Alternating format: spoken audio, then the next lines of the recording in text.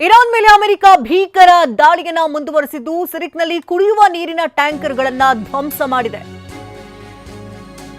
Iran ಮೇಲೆ America ಮತ್ತೆ ಭೀಕರ ದಾಳಿಯನ್ನ ಮಾಡಿದ್ದು ಸಿರಿಕ್ನಲ್ಲಿ ಕುಡಿಯುವ ನೀರಿನ ಟ್ಯಾಂಕರ್ಗಳೇ ಧ್ವಂಸವಾಗಿದೆ. ಅಪಾಚೆ ಹೆಲಿಕಾಪ್ಟರ್ ಉಡೀಸ್ ಮಾಡಿದ್ದಕ್ಕಾಗಿ ಅಮೆರಿಕ ಇದೀಗ ತಿರುಗೇಟನ್ನ ಕೊಟ್ಟಿದೆ.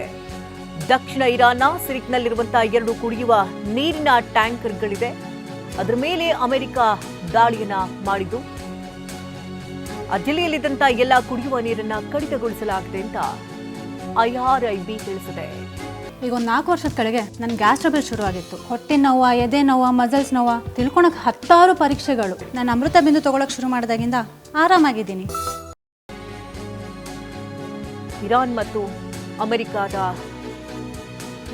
ಯುದ್ಧ ಈಗ ಮತ್ತೊಂದು ಹಂತಕ್ಕೆ ಹೋಗಿದ್ದು ಅಪಾಚೆ ಹೆಲಿಕಾಪ್ಟರ್ ಅನ್ನ ಇರಾನ್ ಉಡೀಸ್ ಮಾಡಿತು. ಈ ಉಡೀಸ್ ಮಾಡಿದಂತಹ ಬೆನ್ನಲ್ಲೇ ಅಮೆರಿಕ ಕೂಡ ತಿರುಗೇಟನ್ನ ಕೊಟ್ಟಿದೆ. ಸಿರಿಕ್ನಲ್ಲಿದ್ದಂತಹ ಕುಡಿಯುವ ನೀರಿನ ಟ್ಯಾಂಕರ್ಗಳನ್ನ ಕಂಪ್ಲೀಟ್ ಆಗಿ ಉಡೀಸ್ ಮಾಡಿದೆ. ಇನ್ನು ಇರಾನ್ ಮೇಲೆ ಅಮೆರಿಕ ಭೀಕರ ದಾಳಿಯನ್ನ ಮುಂದುವರಿಸಿದೆ.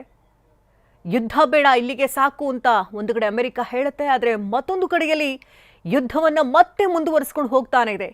ಇಸ್ರೇಲ್ಗೂ ಕೂಡ ಖಡಕ್ ವಾರ್ನಿಂಗ್ ಅನ್ನ ಕೊಡ್ತು. ತದನಂತರದಲ್ಲಿ ಇರಾನ್ ಅಮೆರಿಕದ ಅಪಾಚೆ ಹೆಲಿಕಾಪ್ಟರ್ ಅನ್ನ ಉಡೀಸ್ ಮಾಡ್ತು.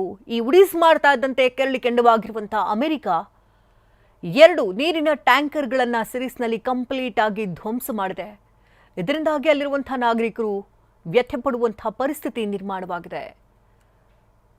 ಅಮೆರಿಕದ ನಿರಂತರ ದಾಳಿಯಿಂದಾಗಿ ಆ ಜಿಲ್ಲೆಯಲ್ಲಿದ್ದಂತಹ ಎಲ್ಲ ಕುಡಿಯುವ ನೀರನ್ನ ಕಂಪ್ಲೀಟ್ ಆಗಿ ಕಡಿತಗೊಳಿಸಲಾಗಿದೆ.